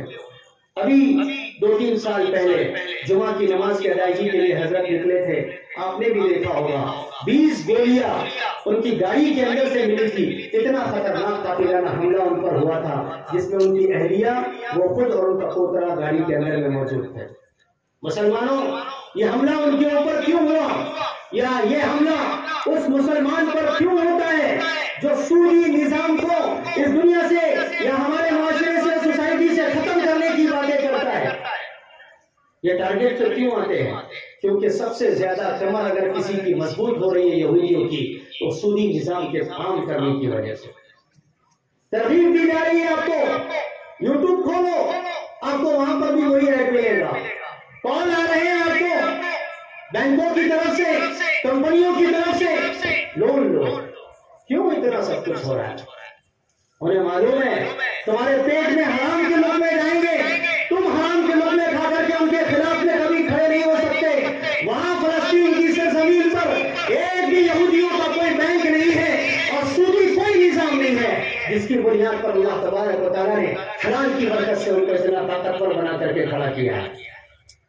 आज दुनिया की सबसे ज्यादा अस्करी ताकत और कुव्वत होने का दावा करने वाला इजराइल हमास के सामने घुटने टेक करके खड़ा हुआ है और बज़ाहिर ये कह रहा है आओ हमसे सुलह कर लो, और दुनिया को ये कह रहा है कि हम तुम्हारी बात मानने वाले नहीं। लेकिन हकीकत यही है कि फलस्तीन में मुसलमानों के सामने इस वक्त में इजराइल घुटने टेक करके बैठा हुआ है। کسی بھی طرح سے صلح پڑھا جائے. تو یہ مجلس میں بیٹھ کر کے نیت کرو کہ بالکل جو لوگ سود میں پھنسے ہوئے ہیں فوراً اپنے آپ کو کچھ دنوں کے اندر میں نکال لیں گے اور آئندہ دنوں میں 1 روپیہ بھی سودی نظام کے اندر میں ہم داخل نہیں ہوں گے اور 1 پیسے بھی کسی کی مدد نہیں کریں گے سودی نظام کے کام کرنا. تب جا کر کے بہترین معاشرہ تیار ہو سکتا ہے. یہ بات بہت زیادہ گران گزر رہی ہوگی کیونکہ پیپسی کا، کوکا کولا کا اور اسی طریقے سے دوسری چیزوں کا بائیکاٹ کرنا بہت آسان ہے. مفتی صاحب یہ تم نے بہت بڑی بات بول دی ہے مجھے، کیونکہ لوگ ویڈیو بنا رہے تھے. اب کل سے ویڈیو یہ بننی چاہیے کہ میرا بینک کا یا پھر میرا فلاں بچت گھر کا یا فلاں جگہ کا ایسا معاملہ تھا جس میں میں نے اتنے روپیے نقصان برداشت کیا، لیکن یہودیوں کے اس نظام کی مخالفت میں اس کو ختم کر رہا ہوں. جو لوگ اس طرح کے ویڈیوز بنائیں نہ بنائیں کوئی مسئلہ نہیں ہے، ضروری نہیں ہے ویڈیو بنا کے ہی شیئر کرنا، لیکن یہ اصل کام ہے. ضمناً یہ ساری چیزوں کی بھی ہم لوگ مخالفت کریں. اس کا یہ مطلب نہیں کہ پیپسی پینا، تھمس اپ پینا آج سے شروع کر دیں، نہیں. میرا یہ بولنا بھی ہے کہ یہ بائیکاٹ چند دنوں کا بائیکاٹ نہیں ہونا چاہیے، کیونکہ فلسطین سے بہت پرانی جنگ جاری ہے. بعض لوگ جتنا مسئلہ گرم رہتا ہے ان دنوں کے اندر میں تو یہ سب چیزوں کے پینے اور خریدنے اور استعمال کرنے سے تو احتیاط کرتے ہیں. جب مسئلہ ٹھنڈا ہو جاتا ہے پھر سے یہ چیزوں کا چلن عام ہو جاتا ہے. ہماری آبادیوں میں یہودی تمام کی تمام کمپنیوں کی کوئی پروڈکٹ کبھی نہیں آنی چاہیے قیامت تک. کیوں؟ اس لیے کہ قیامت تک یہ ہمارے ہمدرد اور خیر خواہ نہیں ہو سکتے. قیامت تک یہ ہمارے خیر خواہ نہیں ہو سکتے. ایسی تمام چیزیں جو دجالی نظام سے مجھ کو اور آپ کو جوڑتی ہے، ایسی تمام چیزیں جو یہودی نظام سے مجھ کو اور آپ کو جوڑتی ہے، ایسی تمام چیزیں جو عیسائی نظام سے مجھ کو اور آپ کو جوڑتی ہے، ایسی تمام چیزوں کا بائیکاٹ کرنا ہم سب کے لیے ضروری ہے. یہی فلسطین کے مسلمانوں کے ساتھ اصل ہمدردی اور خیر خواہی ہے. صحابی رسول نے اللہ کے نبی صلی اللہ علیہ وسلم سے پوچھا کہ یا رسول اللہ، فلسطین کی مسجد اقصی میں نماز پڑھنے کا 1000 ثواب، اگر میرے اندر میں استطاعت نہیں ہے وہاں پہنچنے کی اور میرے اندر میں اتنی طاقت نہیں ہے کہ میں وہاں جا کر کے نماز ادا کر سکوں، تو پھر یا رسول اللہ میں کیا کروں؟ حضور صلی اللہ علیہ وسلم نے فرمایا کہ تم تیل بھیج دیا کرو تاکہ وہاں چراغ جلانے میں کام آ جائے. اس زمانے میں چراغوں سے روشنیاں ہوتی ہیں. اللہ کے نبی صلی اللہ علیہ وسلم نے ایک حقیر سی مثال دے کر کے یہ بتلا دیا کہ انسان کے پاس، غریب سے غریب کے پاس تیل کی تو کم سے کم استطاعت ہوتی ہے جس کے ذریعے سے وہ فلسطین کا، مسجد اقصی کا تعاون کرے. آج ہم لوگ اس طرح سے تیل بھیج کر کے تعاون تو نہیں کر سکتے، لیکن کم سے کم ہمارے علم میں یہ بات آئی ہوئی ہے کہ یہودی کمپنیوں کی یہ جو تمام کے تمام پروڈکٹس ہیں یا دجالی نظام سے اس کا تعلق ہے یا یہودی یا نصرانی نظام سے اس کا تعلق ہے، ایسے تمام کے تمام سسٹم سے اپنے آپ کو پرے رکھ کر کے اور اپنے آپ کو دور رکھ کر کے نیت یہ کیجئے کہ میں سرزمین فلسطین اور ملک شام کے مسلمانوں کا تعاون کر رہا ہوں. کیوں؟ اس لیے کہ آج یہاں ہم اگر ان کی چیزوں کا استعمال کر رہے ہیں خرید کر کے تو وہ پیسہ، اس پیسے کا 60% ہمارے وہاں کے مسلمان بھائیوں کے خلاف استعمال ہو رہا ہے. ضرورت ہے، ایمانی حمیت اور غیرت کا تقاضا ہے، محبت فلسطین کا تقاضا ہے، محبت اقصی کا تقاضا ہے، فلسطین کے مسلمانوں کے ساتھ رشتے کا تقاضا ہے کہ ہم تمام کے تمام یہودی اور نصرانی سسٹم سے بائیکاٹ کرنے کا مزاج بنائیں. بعض لوگ اس کو بہت ہلکے میں لیتے ہیں اور لے رہے ہیں. ارادہ کرو آج کے بعد کبھی بھی مرنے تک ایسی تمام کی تمام پروڈکٹ جیسی جس کے بارے میں یہ مجھ کو علم ہو جائے گا کہ یہودی یا نصرانی یا دجالی نظام سے اس کا تعلق ہے، میں ان تمام چیزوں کو استعمال نہیں کروں گا. ارادہ کیجیے. آپ سوچ رہے ہوں گے کہ پھر ہمارا فون بھی تو اسی سے تعلق رکھتا ہے، پھر ہمارا یہ بھی اس سے تعلق رکھتا ہے، وہ بھی اس سے تعلق رکھتا ہے. ایسی ضرورت نہیں ہے. براہ راست جس سے مجھے اور آپ کو یہ معلوم ہو رہا ہے کہ اس کا تعلق یہودیت سے، نصرانیت سے ہے، انہی چیزوں کا بائیکاٹ کیا جائے. براہ راست جس کا تعلق یہودیت سے نصرانیت سے نہیں ہے، واسطہ در واسطہ اگر ہے اور اس کا ہم کو یقینی علم بھی نہیں ہے، تو اس کے معاملے میں ہم گرفتار نہیں ہیں اور ہم اللہ تبارک و تعالیٰ کی طرف سے پوچھ اور جواب دہ نہیں ہے۔ ورنہ آج تو کسانوں کے لیے جو کھاد آ رہا ہے وہ بھی کہیں نہ کہیں سے تار جڑتا ہی ہے، کیونکہ آج پوری کی پوری دنیا کی ملٹی نیشنل کمپنیز ان کے قبضے میں ہیں، کہیں نہ کہیں سے وہاں تک تار جڑے گا ہی جڑے گا۔ لیکن ہم لوگ اس بات کا بھی ارادہ ہے کہ ہمارے اندر بھی ایسے نوجوان ہیں جو قابلیت کی اور صلاحیت کے رکھنے والے ہیں، ہم اپنی آبادیوں میں اپنے تمام کے تمام لوگوں کو ایسی کمپنیاں قائم کر کے اسٹیبل کرنے کی کوشش کریں جس کے اندر میں انجینئرنگ کی، الیکٹرانک کی، یا پھر کھیتوں کے تعلق سے یا کسی اور تعلق سے یا پولیٹیکل نظام میں جا کر کے اس نظام کو درست کرنے کی قابلیت ہے، صلاحیت ہے، تو اپنے سماج کو اور اپنے مسلم معاشروں کو اسٹیبل کرے، ان کے قدموں پر کھڑا کرے۔ کب تک دوسروں کے اوپر ہم لوگ پلتے رہیں گے؟ کس کی بنائی ہوئی چیز ہے، اس کی بنائی ہوئی چیز ہے، بلکہ اس دنیا کے اندر میں جتنی بہت زیادہ نمایاں چیزیں ہیں تمام کی تمام مسلم سائنٹسٹوں کی دی ہوئی ہے، تمام کی تمام مسلم قائدین کی دی ہوئی ہے۔ کوئی اور نیا سسٹم جو اس وقت میں آ رہا ہے یہ یہودی اور نصرانیوں کا ہے، ورنہ اکثر پولیٹیکل نظام ہو یا پھر اسی طریقے سے ٹائمنگ کا جو ریاضیات کا جو شعبہ ہے یا پھر کھیتیوں کا جو شعبہ ہے یا پھر اسی طریقے سے فوجی نظام ہے جس کو پولیس سے لے کر کے آرمی تک کے اگر آپ لے جائے، یہ سارا کا سارا سسٹم ہمارے مسلم قائدین کا، مسلم سائنٹسٹوں کا دیا ہوا ہے۔ لیکن افسوس ہے کہ ہمارے نوجوان قابلیتیں رکھنے کے باوجود سست اور غافل بن رہے ہیں، صلاحیتیں رکھنے کے باوجود سست اور غافل بن رہے ہیں اور اپنے آپ کو پیچھے کر رہے ہیں۔ یہ بہت بڑی ہمارے اندر میں کمی ہے۔ فلسطین کے مسلمانوں سے مجھے اور آپ کو یہ بھی سبق ملتا ہے کہ اپنی آبادیوں کا تحفظ کرنا سیکھیے۔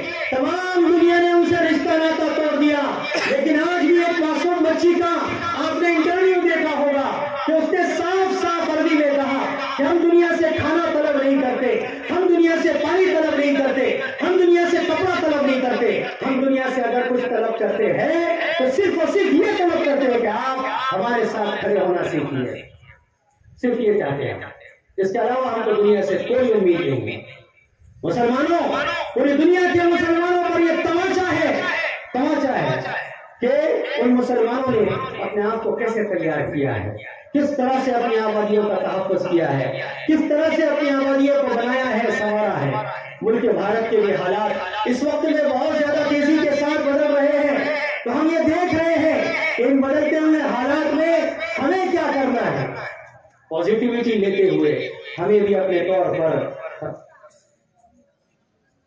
پر تیاریاں کرنے کی ضرورت ہے، ہمیں بھی اپنے طور پر بننے کی اور منظم ہونے کی ضرورت ہے۔ یہ فرقوں کی لڑائیاں، مسلکوں کی لڑائیاں، جماعتوں کی لڑائیاں اب ہمارے اندر سے ختم ہونی چاہیے۔ میں صاف طور سے علماء کو، تمام قائدین کو اور تمام کے تمام مسلک کے ذمہ داروں سے یہ کہنا چاہوں گا کہ اپنے اندر سے نفرت کی باتوں کو ختم کیجیے۔ جس کو آمین بل ظاہر کرنا ہو وہ شوق سے آمین بل ظاہر کرے، اور جس کو قید خلف ایمان کرنا ہو وہ شوق سے قید خلف ایمان کرے، اور جس کو نہ کرنا ہو وہ نہ کرے، جس کو ترک رفع یدین کرنا ہو ترک رفع یدین کرے، جس کو رفع یدین کرنا ہو وہ رفع یدین کرے۔ لیکن اللہ کے واسطے ان باتوں کو سوشل میڈیا پر نہ لائیں، ان اختلافات کو اپنے درمیان میں نہ لائیں، اور اپنے درمیان میں لا کر کے اتنا زیادہ اس کو بڑھاوا نہ دے کہ جس کی ذریعے سے ہماری آبادیاں تقسیم ہو جائیں، ہماری برادریاں تقسیم ہو جائیں، ہمارے مزاج تقسیم ہو جائیں۔ یہ ہمارے لیے بہت زیادہ خطرناک بات ہے۔ کلمہ لا الہ الا اللہ محمد رسول اللہ، اس رشتے پر جمنا سیکھیے، اس رشتے پر، اس نقطۂ وحدت پر آنا سیکھیے، اپنے اندر میں اتحاد کی فضا بنائیے، اپنے مزاج میں اتحاد کی فضا بنائیے، اور اختلاف کی تمام باتوں کو ختم کیجیے، اور اگر کوئی کرنے والا ہو تو اس کو حکمت کے ساتھ وہاں پر خاموش کیجیے۔ بالکل کوئی کرنے کی ضرورت نہیں ہے، وہ فیصلہ آخرت میں فیصلہ ہوگا، کون حق پر تھا کون نہ حق پر تھا۔ لیکن اس وقت میں ہم سب کے لیے پازیٹیو پوائنٹ یہ ہے کہ ہم سب کے سب لوگ سوائے قادیانیوں کے، شکیلیوں کے اور سوائے منکرین ختم نبوت کے، ہم سب کے سب لوگ، چاہے وہ مسلک اعلیٰ حضرت سے تعلق رکھنے والے ہوں، چاہے وہ جماعت اسلامی سے تعلق رکھنے والے ہوں، چاہے وہ دیوبندی ہو، چاہے وہ اہل حدیث ہو، چاہے وہ کوئی اور مسلک اور جماعت سے ہو، جس کو کلمہ لا الہ الا اللہ محمد رسول اللہ ملا ہے، یہی اس کا سب سے بڑا ٹائٹل ہے، اور اس ٹائٹل پر سب متحد ہونا سیکھیے۔ جس دن ہماری سوچ ایسی بن جائے گی، جس دن ہماری فکر ایسی ہو جائے گی، انشاءاللہ ہماری سرزمین ارداپور اور پورے ملک کے بھارت کے مسلمانوں کے لیے فتوحات کے بعد کھل جائیں گے۔ اللہ تبارک و تعالی ہم سب کو کئی سنی باتوں پر عمل کی توفیق عطا فرمائے۔ یا اللہ ہم سب کے گناہوں کو معاف فرمائیے، خطاؤں سے درگزر فرمائیے، سیئات کو حسنات سے مبدل فرمائیے۔ مولا کریم ہم سب لوگ آپ کے بندے ہیں، نبی پاک محمد رسول اللہ صلی اللہ علیہ وسلم کے امتی ہے۔ ہمارے بھائی فلسطین کے جتنے بھی پریشان حال ہیں، ہماری بہنیں اور مائیں اور معصوم بچے، ان کے درد میں شریک ہونے کے لیے ہم سب کے سب یہاں پر جمع ہوئے ہیں۔ مولا کریم ہماری اس محبت کو قبول فرمائیے، مسجد اقصیٰ کی اس محبت کو قبول فرمائیے، سرزمین انبیاء کی محبت کو قبول فرمائیے، ہم سب کے جمع ہونے کو مولا کریم قبول فرمائیے، کہنے سننے کو قبول فرمائیے، مولا کریم کہنے سننے کو قبول فرمائیے۔ مولا کریم ہم بہت مجبور ہیں، اتنی دوری پر بیٹھے ہوئے ہیں کہ ہم اپنے بھائیوں کی بہنوں کی کوئی مدد نہیں کر سکتے۔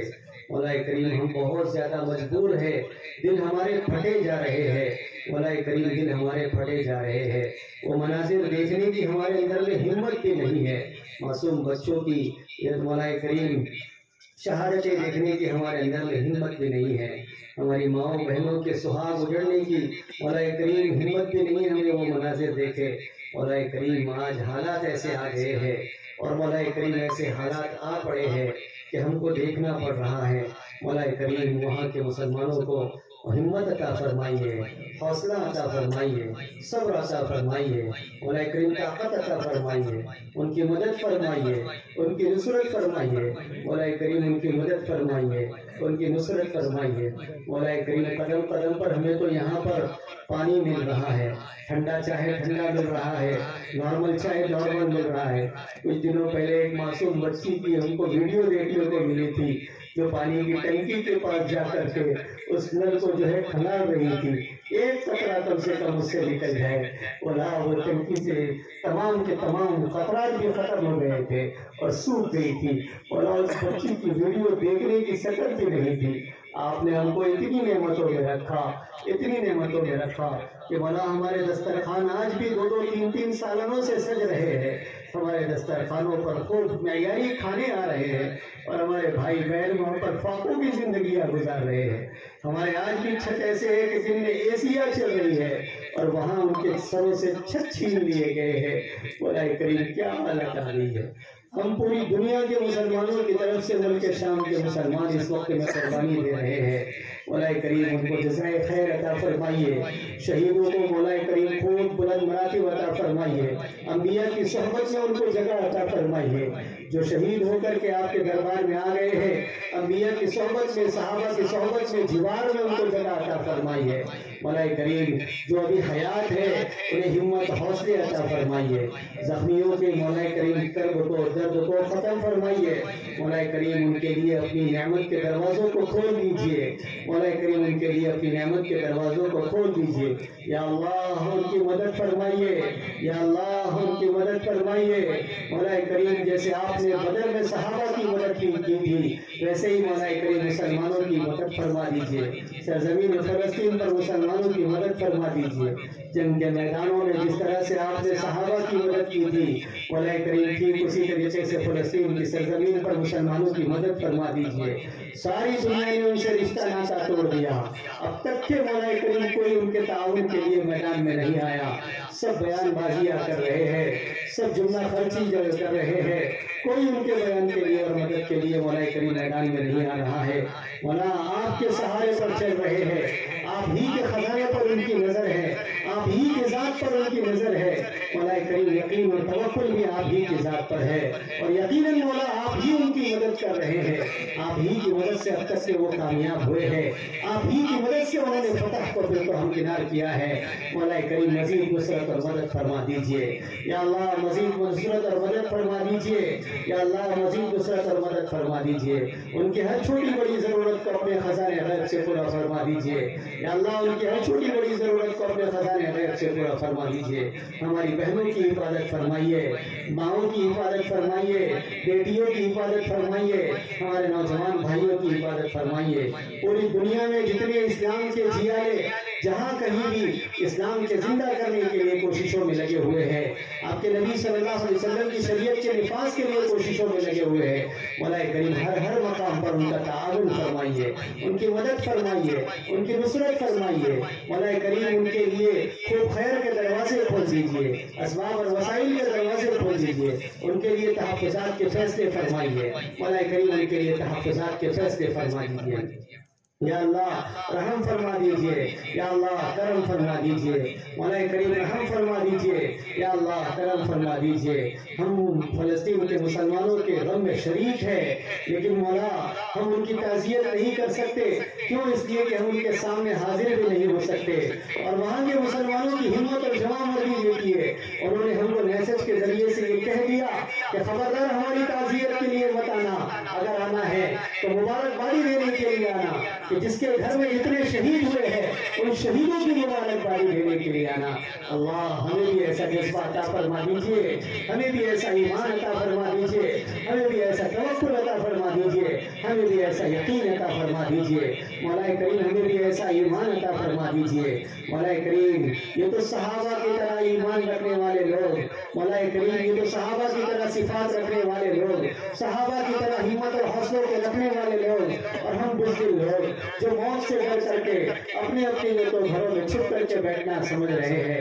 مولا کریم ہمارے دلوں سے بزدلی کو نکال دیجئے، خوف کو نکال دیجئے، مولا کریم ڈر کو نکال دیجئے، اسلام کی اور آپ کی محبت کی ہم سب کو بھی کھڑا فرما دیجئے، ہم سب کو بھی ایک بنا دیجئے، ہم سب کو بھی نیک بنا دیجئے، دین اسلام کے غلبے کے لیے اور شریعت کے نفاذ کے لیے ہم سب کو بھی قبول فرما دیجئے۔ مولا کریم سرزمین اردھاپور پر جن بھائیوں نے اس اجلاس کو فلسطین کے مسلمانوں کی ہمدردی اور خیرخواہی میں مولا کریم منعقد کیا، ہم تمام کی جانب سے ان تمام ذمہ داران کو خوب جزائے خیر عطا فرمائیے، ہماری نسلوں کو مولا کریم ان کے نقش قدم پر زندہ فرمائیے، ہماری اولادوں میں ویسے جذبات عطا فرمائیے، ہمارے نوجوانوں میں ویسے جذبات عطا فرمائیے جیسے فلسطین کے مسلمانوں میں ہے۔ مولا فلسطین کی حفاظت فرما، مسجد اقصی کی حفاظت فرما، جلد از جلد اس کی بازیابی کے فیصلے فرما، مولا کریم اس کی بازیابی کے فیصلے فرما، حرمین کی شریفین کی حفاظت فرما، مولا کریم حرمین شریفین میں جو حکمراں بیٹھے ہوئے ہیں اگر ان کے حق میں ہدایت ہے تو ان کو مولا کریم ہدایت عطا فرمائیے، ورنہ ان کے وجود سے، ان کے ناپاک وجود سے سرزمین جزیرۃ العرب کو پاک فرمائیے، مولا کریم ان کے ناپاک وجود سے سرزمین جزیرۃ العرب کو پاک فرمائیے۔ مولا کریم اللہ تعالیٰ آپ نے ہم کو اس ملک کے اندر میں پیدا فرمایا، آپ کا احسان ہے، اس ملک کی خدمت کے لیے بھی ہم کو قبول فرمائیے، اس ملک میں بھی آپ کے دین کو زندہ کرنے کے لیے ہم سب کو قبول فرمائیے، اس ملک کی نوعیت کو سمجھتے ہوئے دینی خدمات عالیہ کے لیے اور اسلام کے غلبے کے لیے، شریعت کے نفاذ کے لیے ہم سب کو قبول فرمائیے۔ اس ملک کو توڑنے کی طاقتیں بہت لگی ہوئی ہے، مولا کریم اس ملک کی سالمیت کا فیصلے فرمائیے اور اس ملک کے حق میں ہر طرح کی خدمت کے لیے ہم سب کو قبول فرمائیے، ہمارے مرحومین کی مغفرت فرمائیے، ہمارے اندر میں جتنے بزرگ حضرات زندہ ہے مولا کریم ان سب کو خیر و برکت کے ساتھ، صحت تندرستی کے ساتھ لمبی عمر عطا فرمائیے، مولا کریم جو بیمار ہیں انہیں شفا عطا فرمائیے، جو مقروض ہیں قرضوں کی ادائیگی کے غیب سے شکلیں صورتیں پیدا فرمائیے، جو بہنیں بے بیاہی ہے، بھائی جو بے رشتہ ہے مولا کریم مناسب رشتے عطا فرمائیے، مولا کریم جن کے پاس اسباب نہیں ہے اسباب و وسائل مہیا فرمائیے، مولا کریم رحم فرمائیے، کرم فرمائیے، ہمارے بھی ملک کے تمام مساجد مساجد کی حفاظت فرمائیے، مدارس کی حفاظت فرمائیے، مکاتب کی حفاظت فرمائیے، جتنے مقدسات ہیں تمام کے تمام کی حفاظت فرمائیے۔ ہم سب کو مولا کریم دین کے زندہ کرنے کے لیے، اسلام کی خدمت کے لیے مخلصانہ طور پر قبول فرمائیے۔ ہماری دعاؤں کو پیارے آقا صلی اللہ علیہ وسلم کے سفیر قبول فرمائیے۔